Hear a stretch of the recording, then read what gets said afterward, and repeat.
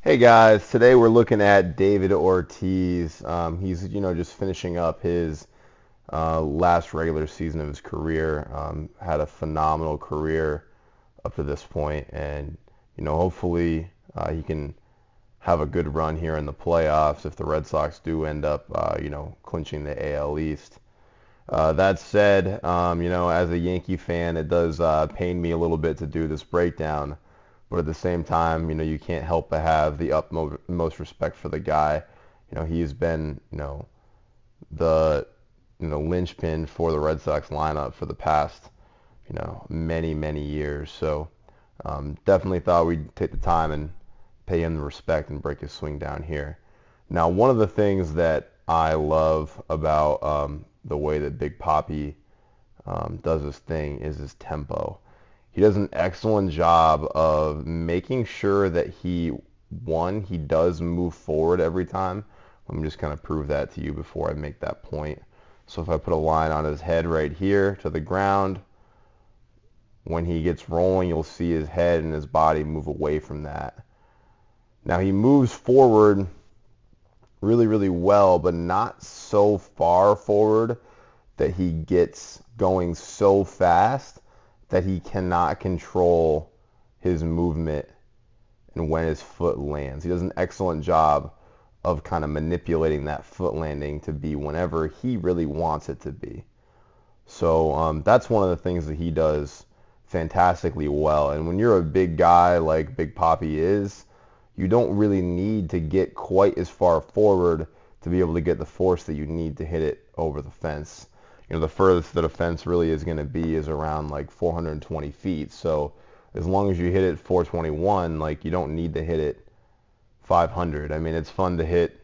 I mean, not that most people can do that, but it's awesome to be able to hit the ball 500 feet, but it's not necessarily really necessary in order to hit a home run. And if Papi were to get his leg more on an angle like this to his hip rather than um, as it is here, then he would be able to get a little bit more force just because of the way that his legs are like lined up. But that also could sacrifice some of that great adjustability that he has.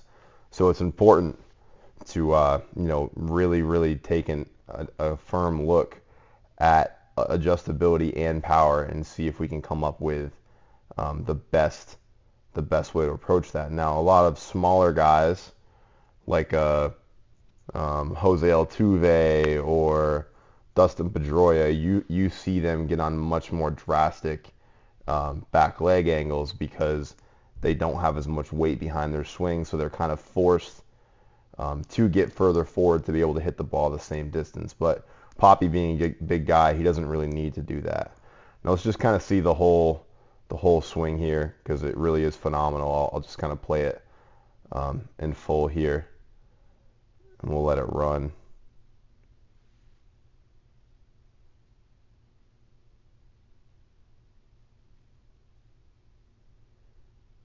Now another thing that I love is his ability to turn the barrel and to keep his hands in between his elbows. Now you'll see a lot of kids when they're younger and can't handle the weight of the bat, or even when they're just not trained properly. You see like this frame right here where the hands kind of slip up. On hitters that haven't been trained properly, what will end up happening is these hands right here will creep up even higher, and the back elbow will slip and go in front of the body. Now notice that once that bat starts to creep up in this frame right here, once his hands kind of go up, you'll notice that he pulls his hands kind of down in between his elbows. Now, I've been someone for a while that's been talking about swinging up, and as we can clearly see, Papi is swinging up on this. But in order to do this, swing up thing correctly, you really have to go down to go up. So his back shoulder is going to go down, and also his hands are going to go down just a little bit to be able to get his hands in between his elbows. Now, if his elbows came close together, then what would end up happening is when he's at this frame right here, you can see how far his elbows are apart. Sorry, I meant this frame right here. We can see his bat is kind of pointing out like in this direction right here. If those elbows were pinched together, his bat would be back here at this spot, which would really create this big hole right here in his swing where he can't really run into any pitch. So keeping your elbows apart is hugely important, but if you can't get your hands in between your elbows and you just kind of really try to hold your hands back aggressively the whole time, then it really can lead to bat drag. Let's see just a couple of things on how he sequences his body with the pitcher, because I think that's one of the things that he does phenomenally well. So we're kind of moving backwards a little bit here.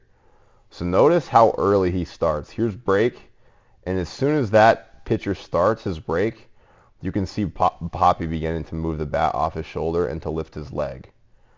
So I kind of described this a little bit in the Gary Sanchez video, but certainly take a look at the way he moves, how he's kind of like dancing with the pitcher. Now the pitcher leads, he kind of, makes his first move, but then Poppy follows. It's kind of like, I can't dance at all, so I can't, act as though I know what it's like to do like a two-step or the salsa or something like that. But I'm kind of assuming, someone can fill in the blank for me if they'd like, that one person begins the dance kind of, and then the other person follows their lead. And the leader is always the pitcher. The pitcher always dictates the hitter's movement.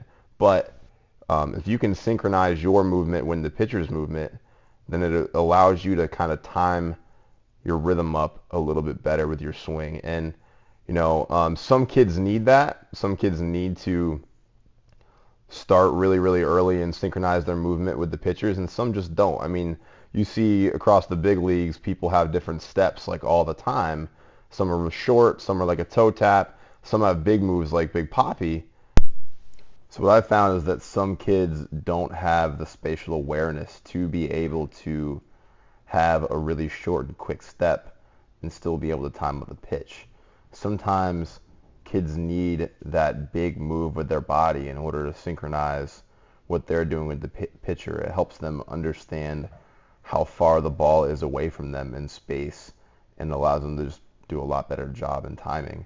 And that's one of the things that I think that Poppy does incredibly well, is that synchrony with the pitcher.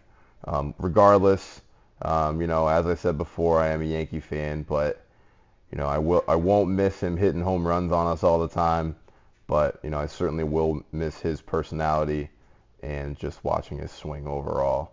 So hopefully you can have a nice little postseason run. Since the Yanks aren't in it, I guess I'm not going to be too against the Sox having a good postseason run.